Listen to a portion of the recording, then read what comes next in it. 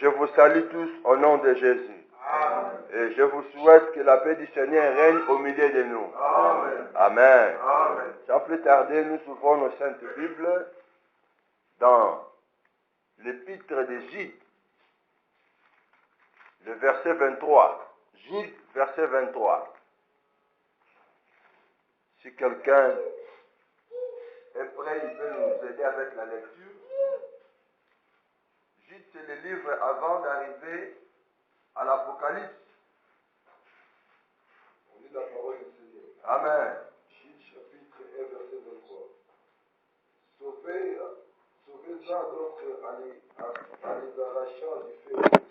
Et pour notre corps, ayez une pitié mêlée de crainte. Et ça jusqu'à la nuit, dans le glacier. Amen. Que Dieu soit loué, nous pouvons nous mettre. Acclamation pour la parole de Dieu. Oh, nous allons acclamer la parole de Dieu. Je veux que vous donniez une acclamation solide à la parole de Dieu. La parole de Dieu mérite d'être honorée. La parole de Dieu mérite d'être exaltée. Gloire à Dieu. Amen. Prions. Seigneur, nous te rendons grâce pour ce matin favorable que tu nous accordes dans ta présence. Il y en a beaucoup, Seigneur, oh Dieu, qui n'ont pas eu cette grâce de voir ce matin. Mais à nous, une opportunité a été donnée d'être retrouvés parmi les vivants, parmi ceux-là qui ont la bonne santé, parmi ceux-là qui sont dans la liberté, parmi ceux-là, Seigneur, qui vivent dans la paix. Raison pour laquelle nous te rendons grâce et louange, car tu mérites cela. Nous remettons encore ce moment à tes saintes mains. Parle-nous au travers de ta parole. Il est écrit, Seigneur, que la révélation de ta parole est claire et elle donne de l'intelligence aux simples. Nous voulons être éclairés ce matin au travers de ta parole. Nous voulons, oh Dieu, que notre sagesse s'augmente au travers de ta parole. Nous voulons que ta parole nous donne encore de l'espoir et que ta parole nous vivifie encore de nouveau, afin que nous soyons un peuple fort, un peuple digne, un peuple confiant, un peuple qui marchera selon tes ordres. Tout esprit qui ne confesse pas ton nom, nous le renvoyons libre jusqu'aux lieux arides. C'est là au nom puissant de Jésus. Saint-Esprit, conduis-nous, impacte nos cœurs, impacte nos vies par la puissance de ta parole. Au nom de Jésus, nous disons Amen. Amen. Que Dieu soit loué. Sans plus tarder, nous continuons avec notre prédication que nous avions commencée hier. Hier, Dieu nous a aidés. On a commencé à traiter un thème sur l'évangélisation. Nous avions dit que notre partage est intitulé « Les chrétiens face à l'évangélisation ». Amen. Les chrétiens face à l'évangélisation. Quand on dit que les chrétiens face à l'évangélisation, nous voulons tout simplement expliquer que l'une des responsabilités que notre Maître Jésus-Christ nous a données, c'est d'aller apporter sa parole, son idéologie, son évangile à ceux-là qui jusqu'à présent n'ont pas encore eu cette grâce d'écouter la parole de Dieu. Amen. Et hier, Dieu nous a parlé et nous avions essayé un peu d'illustrer, nous avions essayé un peu de faire un parallélisme entre Jérusalem et Israël. Et on a parlé sur comment est-ce que Dieu a revêtu de gloire Jérusalem, comment est-ce que Dieu a revêtu de lumière Jérusalem, afin que Jérusalem éclaire et influence plusieurs nations derrière elle par l'évangile. Et aujourd'hui, nous allons parler toujours sur ce grand thème, nous allons parler sur un texte que nous venons de lire. Ce texte, c'est Jude 23. Et vous devez savoir que ce Jude, c'est l'un parmi les frères biologiques de Jésus. Amen. Amen. Apôtre Jude, c'est l'un parmi les frères biologiques de Jésus. Jésus est né dans une famille, lui était l'aîné de la famille. Mais après lui, Joseph et Marie ont fait aussi des enfants. Amen. Joseph et Marie ont fait aussi des enfants. Nous avons les frères de Jésus comme Jude, nous avons Jacques, nous avons José, Amen. Et certains dont les noms ne sont pas cités. Jude aussi était l'un parmi les disciples de Jésus. Parmi les frères biologiques de Jésus, il y en avait 2 qui étaient disciples de Jésus. Il y a Jacques, il y a aussi cet homme que nous appelons Jude. Amen. Amen. Est-ce que je me fais comprendre? Alors, Jude, qui moko parmi les disciples de Jésus, puis apôtre de Jésus. Akomi kaka mo eteni moko ya mukie na Bible, mais eteni oyo akomi wana eza na ba vérité moko fondamentale oyo biso église soki totangi yango todigérer yango to manoli yango tokobénéficier na makambo Nzambe abongisi alobela biso. Alors texte oyo Jude aza ko s'adresser na église. Jude okomona style ya littérature na ye, style ya écriture na ye, c'est comme si à sa côté, les faux docteurs. Amen. Alléluia. Jude a sauté les faux docteurs. A fait comprendre aux chrétiens que, Nathan Otokomi, c'était un oyo, les faux docteurs va s'infiltrer dans cet évangile pour nous tordre le sens du message d'Andambé. Pour nous tordre, pour nous erroner batou, peu comme nous battu dans les bungi, au travers des enseignements, il y a l'okuta. Alors, comme un apôtre, il devait faire avertir l'église, afin que l'église est comme au courant que l'évangile qui est en train d'être propagé, il faut qu'on soit avec beaucoup de discernement. Est-ce que vous comprenez? C'est comme aussi au temps d'aujourd'hui, il y a plusieurs gens qui prêchent l'évangile, mais l'évangile qu'ils prêchent, c'est l'évangile à l'okuta. Au découvre, il y a parce que, au comment on a l'évangile au apôtre Bateya, ezobala na tena évangile au prophète bateya, ezobala na tena évangile au même Yesu ateya. Alors, si tu voulais qu'on avertir bato afin que bato base à la prudence. Alors, qu'est-ce qu'il dira? Tout ce monde à l'apôtre Jude, azoloba, par rapport à ce faux docteur, par rapport aux incrédules, au bateau na kondima maloba nzambe te, au bateau na mission au diable a péché bango, diable a infiltré bango. Na même il y a terrain, na même terrain aux évangile, afin que ba rendre batu ba incrédule, afin que ba rendre batu mutema makasi envers maloba nzambe, Jude alobi pona batu wana il faut qu'on réprimande bango. Alléluia. Alléluia. Il faut qu'on réprimande bango. Et à part qu'on réprimande bango, il y a aussi quelques-uns d'entre eux où va se mériter salut. Je me fais comprendre. Est-ce que Nazo se fait comprendre par la biso? C'est-à-dire, ils ont un groupe moko ya batu, on va continuer à quatre évangiles, la génération à Jude. Pour battre ya batu malteya ya lokuta, battre ya batu mateya, ozo pengu sa bango, ba rendre batu msu ba incrédule. Parce que Jude a levé par rapport ya batu wana, nous avons la possibilité mibale. Première possibilité, il faut qu'on réprimande bango. Alléluia. C'est-à-dire, côté les la bango, qu'on insister côté le melabango, c'est-à-dire qu'on peut sa bango chance à côté à les susciter. Qu'on yébi sa batuke attaque ou yoki bango mais vous considérez mal la bango te. Est-ce que vous comprenez ngai? Alléluia. Parce que ceux qui peuvent se bango matoi, ceux qui boyo ki bango, ba ko tord de sens évangile et puis ba ko pe musabino, ba bebi sabino. Et deuxième possibilité, apôtre Jude alobi, il faut qu'on sauve quelques-uns d'entre eux, peut que l'ongo la bango na moto. Yango totangi to lobi, sauvez à quelques-uns en les arrachant du feu. Amen. Alléluia. Yango soutem to parler à ton allélo, sauvez à quelques-uns en les arrachant du feu. Sauvez à quelques-uns en les arrachant du feu. Tolbi ki sa batundambu kati na bango, peto longo la bango la kati ya moto. Amen. Alléluia.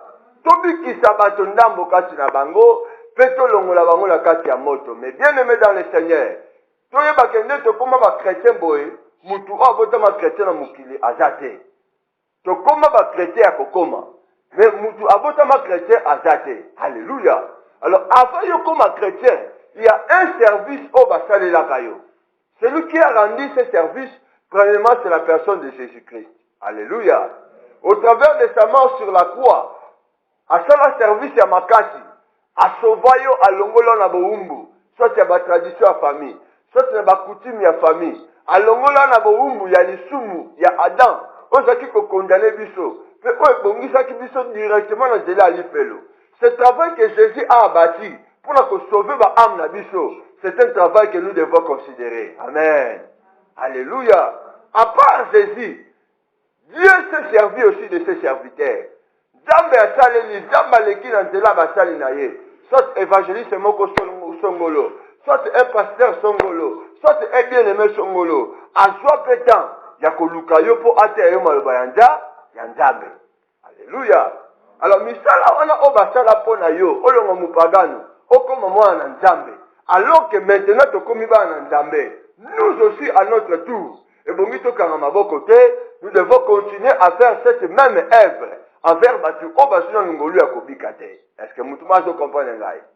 Alléluia. Alléluia. Tout le monde dans la vie, même dans la Bible, comment est-ce que Dieu a toujours fonctionné?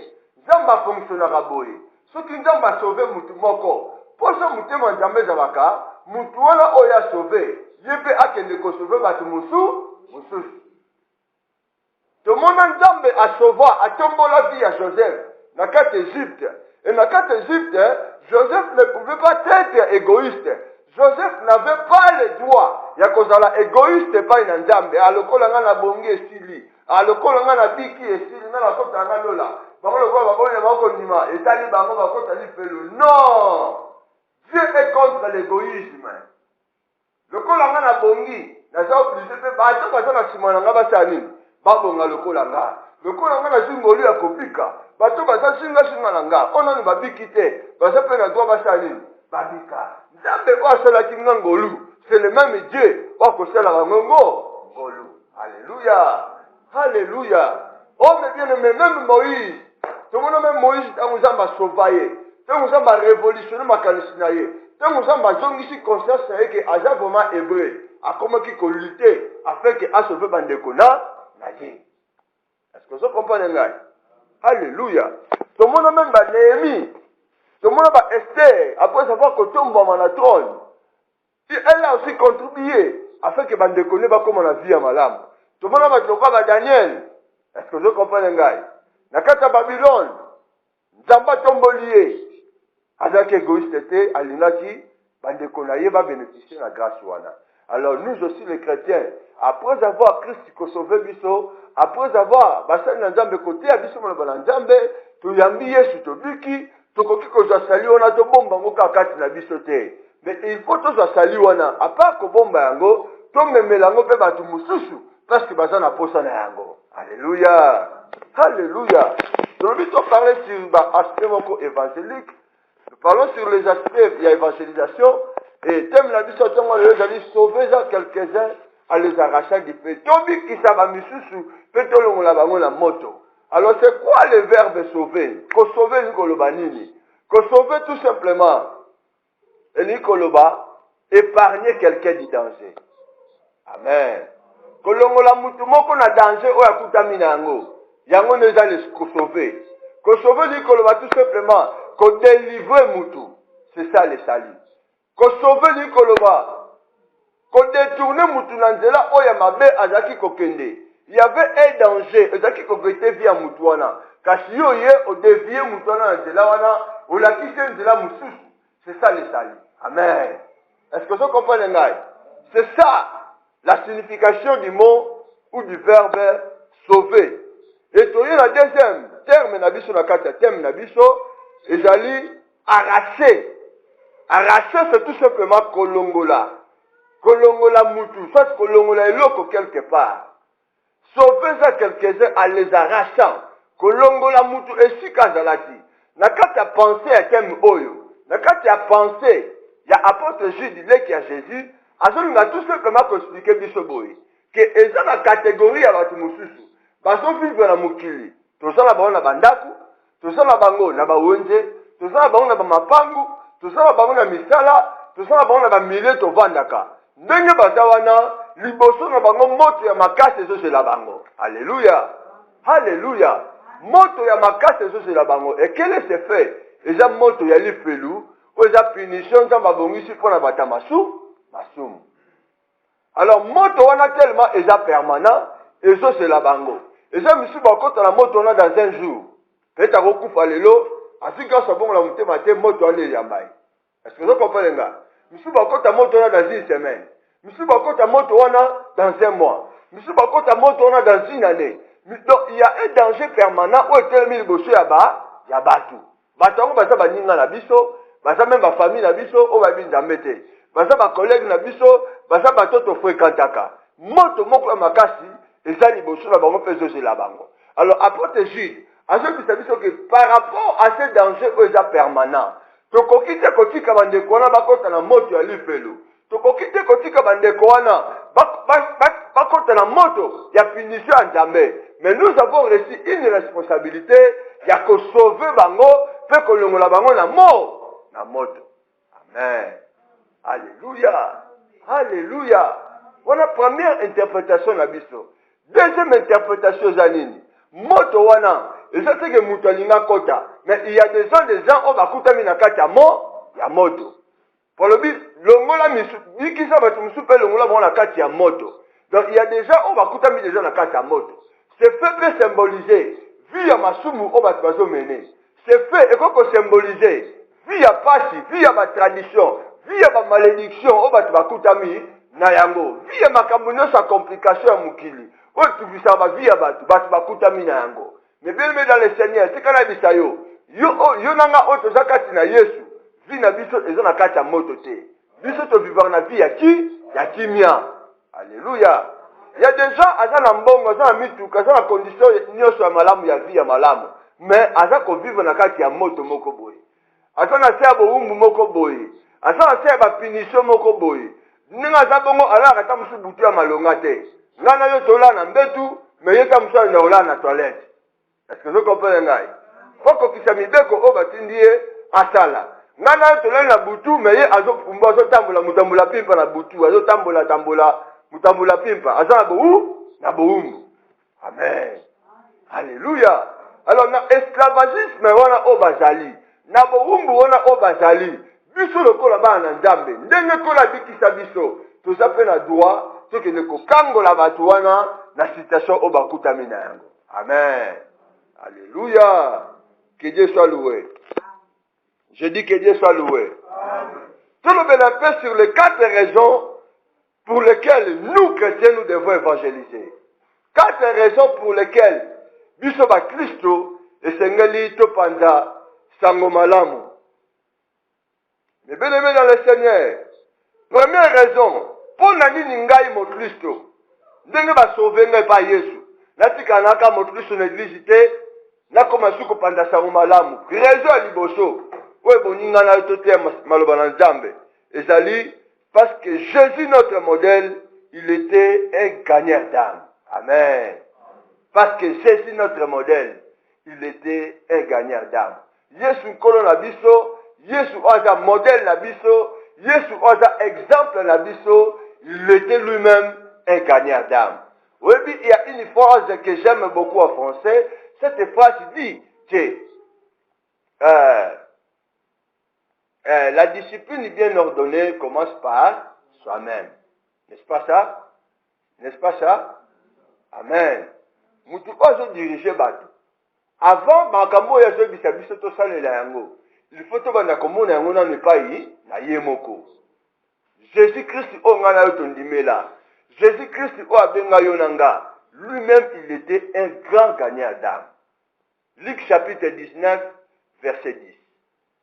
Sungabiso, lecteur, Luc 19, verset 10. Yamakuka, pour favor. S'il vous plaît, please. Luc 19, 10. Sungabiso. Amen. 19, verset 10.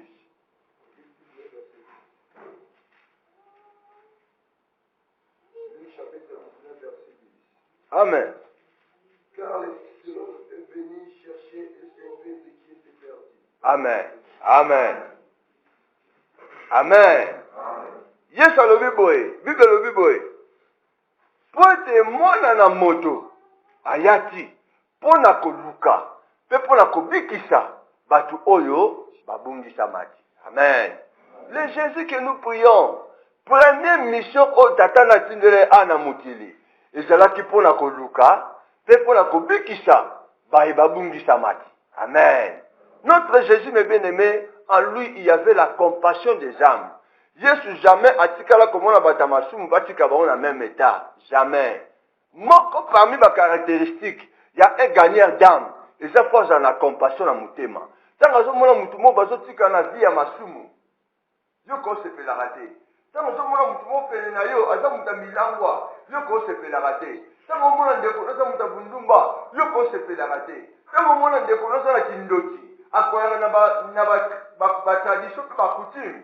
Oko se peut la na mutu wana te. Mais il faut au se peut là, c'est ceux qui ne ko aza pele na yo azo sala misala malamu. Amen. Alléluia. Oko se peut l'état na yo wana te. Bien-aimé. Dieu n'aime pas les péchés, mais il aime les péchés. Est-ce que vous comprenez? C'est pas dans des kouana, ce qui a commis que ça, misala malam. Même dans ma misala mabe wana, c'est pas dans yé, mais que c'est pas dans misala ya mabe. Est-ce que vous comprenez? Donc Dieu nous aime tel que nous sommes, mais il n'aime pas le mal que nous pratiquons. C'est la kokol bangu malam. Amen. Le Fils de Dieu était venu, Nasena Mukili, pour la mission à Liboso, à Luka, pe abikisa, batu o babungati. Oyebi toute l'humanité, ndenge apôtre Paul azolo bango na Romains chapitre 3 verset 23. Alors oui, batu nyonso basalaki mabunga, pe bakomaki privé la gloire ya Nzambe. Amen. À cause du péché que notre ancêtre Adam a commis, et cela a été péché le kola matila ya sida, matila ya virus ya lisumu. Et quand tu as battu, même les bébés à côté de l'homme, maman, yaya, azamuta masumu. Alors, toute l'humanité est là qui perdit la gloire Nzambe. Toute l'humanité est comme qui musika Nzambe. Alors, Jésus-Christ est comme l'envoyé de Dieu. Aya qui peut aluka l'humanité wana. À côté de Nzamba masumu, Nzamba ma tradition, Nzamba koloka, Nzamba tindoti. À côté de Baliko Panza, papa. Si nous avons na biso bateau, fait à proposer biso sali, à sauver biso. Notre Jésus que nous prions bien aimé, il était un gagnant d'âme. Yango comme on a pendant son ministère, na 3 ans ma sala, à tambola bisika et belé. Bisika là ko tambola, ce n'était pas pour gagner de l'argent. Bisika là tambola, ce n'était pas pour faire son travail propre. Yako luka soit mbongo moko boye soit unité. Le travail qu'il faisait, c'était de gagner les âmes pour le Seigneur. Ceux qui mettent la biso, il était un grand gagnant d'âme. Alors biso ba disciple là. Donc ça va gagner d'âme, c'est pourquoi. Alléluia. Alléluia. Je me connais salobi, un disciple accompli, il faut dans la nengue moko, la mettre là. Ceux qui mettent la biso, à ce qui n'a souci, compassion ba âme, il faut que biso, tous dans la compassion, il y a la âme. Alléluia. Alléluia. Au comment on a Jésus bien aimé. Un jour, dans Matthieu chapitre 4, verset 19. Autant ici, dans Luc chapitre 5, verset 1, il dit comment l'histoire, comment Jésus a pris comme disciple à Liboso, à la personne de Pierre, la personne de André, parce que les pécheurs, ils bambisi, balobi bambisi. Kasi Yesu tanga bengi bango, abisi bango à partir ya lelo na changer bino fonction te bozaka na fonction moko ya ba péché mais na longo bino la option ya ko péché ba mbisi kasi bokoma ba péché ya ko péché ba batu. Alléluia. Alléluia. Pourquoi ko péché batu? C'est parce que Nzambe aza na posa ya batu wana o babikisa. Deuxième raison. Pourquoi ngai mokristo naza na obligation ya ko-évangéliser? Bien-aimé ami balé, c'est parce que la moisson est grande. Matthieu chapitre 9, verset 36 à 37. Parce que la moisson est grande. Matthieu 9, 36 à 37. Pas ma coupe kasunga biso na portugais. 36 à 37.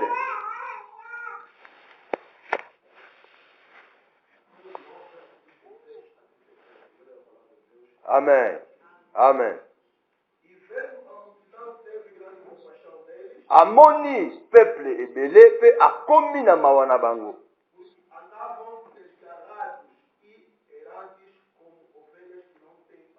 bazalaki kotambola lokola bampate o bazanga mobokoli. Yesu alobi na bayekoli na ye, la moisson est tellement grande, mais il y a peu d'ouvriers. Amen. Alléluia. Je crois qu'on va en abisso, mais bien aimé dans le Seigneur. Au début, histoire où je parlais bisso sur comment est-ce que Yesu a la compassion envers les âmes. A moni mititude ba ebele afin que ba yokaye. Mititude ba uti bandako ba uti disika ebele afin que ba yokaye. Yesu atini ba disciple ba vandisa bango na timia et Yesu abisi ba disciple na eboye ete ilanga tellement munene kasi basali baja mukie. Bien aimé, Yesu a toujours koloba mingi na ba parabole. Na ba signe. Azaka ko utiliser mingi ba signe. Et na ba signe pour la parabole, na ba langage codé na ewana, il y avait des vérités qu'il communiquait aux gens. Tant que ça ba elanga eza munene. Toujours quand na cadre de langamo physique té. Mais c'était humanité. Amen. Alléluia. C'était le travail. Oyayaki asala envers l'humanité. Elanga eza baki na kata mukili. Alléluia. Elanga eza tellement munene. Moussala kosala kata mukili eza tellement munene. Mais le problème qui est là, aux causes biso tort, c'est effectif ya ba travailleurs eza moutier. Amen. Alléluia. Bien aimé dans le Seigneur, au moment où on flux migratoire comme il salama, ba migrants bazota Moyen-Orient, baouta Syrie, baouta Irak, bazota Afghanistan, bazota ba pays mususu kuna. Tant bazokota en Europe ne bandeli. Na sepela na allemand moko makambaloba, aza moko pemba opérateur économique. Tant ba tumsu bazote ma bakota te, bango baza ba terroriste boye. Mais un allemand alobi, au moment biso ala kata mboko yo, misala ezaka tellement ebele lukaka bato. Est-ce que vous comprenez? C'est ça, misala tellement ebele lukaka bato. Place musu place ta sala, ba robon ba trapayaka. Alors musala robon na mutu c'est un peu différent. Tout ça vraiment tellement na posé à bato. Alors, selon la loi, il y a entrepreneuriat, selon la loi, il y a entreprise. Pour musala tambola malamu, plus les travailleurs, c'est plus de production. N'est-ce pas ça? Merci pour la rabongote. Ceux qui vont travailler, baza ebele. Production peut que la ebele. Bien aimé, et l'engagement baza tellement munene, mais va travailler baza mukie. Yango au moins dans nos églises, baza mingite. Mais ceux qui ont baba, malgré ma lili, au coup de votre sani, c'est. Alléluia. Kuna production telle ebele yaya. Ceux qui ont marathon, dans la production. Bakamio zawana, bazolia mataba, masukali. Mutabolo zomela baze bikuze ke mali les ali aya production ça makasi kuna vous comprenez ngai et pourquoi pas nous les chrétiens faut que ça va travailler en Nzambe pour production peut aller comme ebele ce qui ngana tondimi kaka bien aimé to comme on a biso ba ouvrier en Nzambe ba kiti neto za be ozala boete et vous avez malgré tant mais côté au plein parce que production ezali bien aimé dans le Seigneur. Ceux qui moukili pour te zola la terre. Alors, biso te la pour la nine. Ceux qui moukili au bas la satana. Pour afouta bango lipelo, pas fouta bango maladie, pas fouta bango malédiction, pas fouta bango loi. Alors, biso pourquoi pas te seul en Nzambe? Ako fouta biso la vie éternelle, ako fouta biso bénédiction terrestre, ako fouta biso protection divine, ako fouta biso délivrance à ma famille. Pour la nine, c'est te seul en Nzambe au bien-aimé. La moisson est grande, mais il y a peu d'ouvriers. Qui peut dire aujourd'hui que même voici Seigneur, Tindangai? Le lobby c'est tout comment on a raison. Ah, c'est la Nzambe, c'est la pasteur. C'est la Nzambe, c'est la pasteur. Bien aimé, le pasteur aura son compte à rendre par Nzambe. Yope aux gens un compte à rendre par Nzambe. Troisième raison. Pourquoi on a Mokristo et bon, on a évangélisé. Bien aimé, c'est parce qu'il y a peu d'ouvriers. Et l'engagement tellement mounene. Troisième raison, il y a peu d'ouvriers. Basali baza moutier. Comment basali baza moutier? Bien aimé, quand on fait ça, effectif, il faut barater. Na fin 2011, moukili to atenaki nombre moko ya ebele tokomaki presque 7 milliards ya bato na kati ya mokili. 7 milliards. Donc actuellement que je suis en train de parler, dans le monde tout ça, plus de 7 milliards ya bato. Est-ce que vous comprenez ngai? Na plus de 7 milliards ya bato wana. Okomona par rapport à la religion, na ba confession de foi, okomona que ba chrétiens, ba islamistes, na ba religion mususu ba kaboli ba nombre. Hein? Ba kaboli ba nombre. Vous allez vous remarquer, selon statistiques, il y a un homme de Dieu, Azor le Baboué, il y a environ 40% à Batuka au Baïbin Dambé, la Kata Mouti. Au Basaba chrétien, 40% na Mouti. Au Basaba chrétien. Est-ce que vous comprenez? Donc, sur 100% na Mouti, 40% de Tuzaba chrétien. 70% Tikali, comme la religion Moussissou, na ba secte Moussissou. Et nous, que nous les chrétiens, nous avons un défi à ma casse, il faut te relever. Est-ce que vous comprenez? Nous avons un défi à ma casse, il faut te relever. Tout ça, mingité, tout le monde a dit, nous avons tout ça, mingité. Je vous dis la vérité. Il y a un moment où quand on a porte à Mouké, parce que porte à Mouké, n'a vu na kata bokondia likolo, mais porte ya munene, c'est là où munene, ils ont la base de belé, parce que les gens ont tambola. C'est là munene, c'est l'image ya via Mukili, c'est l'image ya Masumu. Oh, kuna wonde, batmaja est belé. Il y a toujours que c'est comme si la monnaie la guerre, entre la population isabelle na lipe. Kuna ngita mwe rosalama ya plein motala, plein, beaucoup la protocole à la raté. Vous comprenez? Kuna bakondisa pona koti ya la raté, bakotara vubuka, donc koti na yo. Vous comprenez ngai? Mais là la pona kota ngo ba condition ebele ko batbaninga bakaka wana te. Vous comprenez maman ouais? Donc là, ils ont ba condition ebele ko bakaka wana batbaninga ngote. Est-ce que vous comprenez ngai? Nous devons faire tout bien aimé afin que tout matin effectif na ba ouvrier pour te convaincre mukili baye banzambe. Et pour la constitution, la quatrième raison, que l'objet, Dieu nous tiendra responsables. Pour nani pour na terre malbanzambe, c'est parce que ngamo nzambe na yeba que un jour na lingate zambe akoranda compte pas na nzambe pe nzamba contenu ngai responsable. Ézéchiel chapitre 3 verset 17 à 18. Ézéchiel 3 17 à 18 le temps na ndaku. Comment le sous 1 Corinthiens chapitre 9 verset 16. 1 Corinthiens 9 16. Apôtre Paul a le baboé. Mawanangai soki na côté ya évangile ya Nzambe te. Mawanangai pesoni na ngai soki na côté ya évangile ya Nzambe te. Et Ézéchiel, ils ont parlé biso sur un avertissement.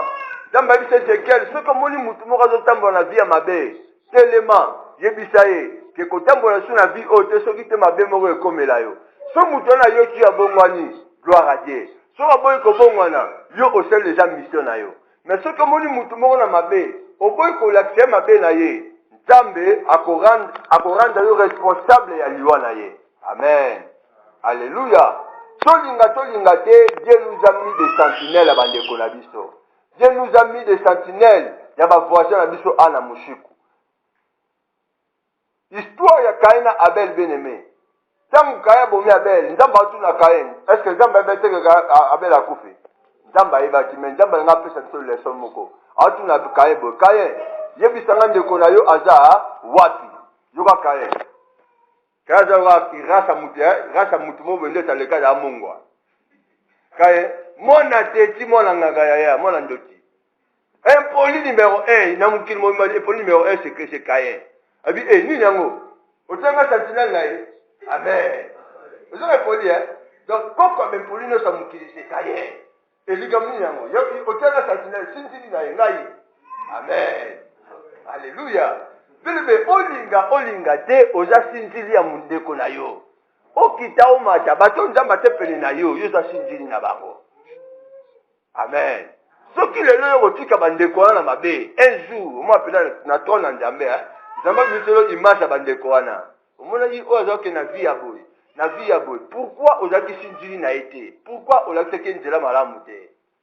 Makila na ye likolo ya mutu na yo. Nous devons être responsables. La conscience c'est surtout que non, Zamba tenga responsable du kolaba amro baza jinga jinga nanga. Oza la pasteur te, oza responsable ya ba am ya bat. O baza jinga jinga na yo. Nous devons faire l'œuvre d'un évangéliste bien-aimé. Nous devons prêcher les gens pour la bango Yesu, pe pour la bango kati na kolo. Amen. Alléluia. Bientôt tout ça va programme ma casse l'église awa. Ma programme ma casse c'est ça liboso ba séminaire ba activité belé. Sois le porte-parole de Jésus. Sois le porte-parole de ton église. Sois le porte-parole ya Nzambe. Teya batu la fait batu Yesu père na mon carte église pour être sauvé et un jour Nzamba kopesa yo litomba ya makasi. Tika Nzambe apambola biso. La lingo kamena Nzambe miso et siko jalo telemi. Nous allons prier Dieu. Angeli Nzambe miso. Banda kopesa Nzambe merci par rapport à message.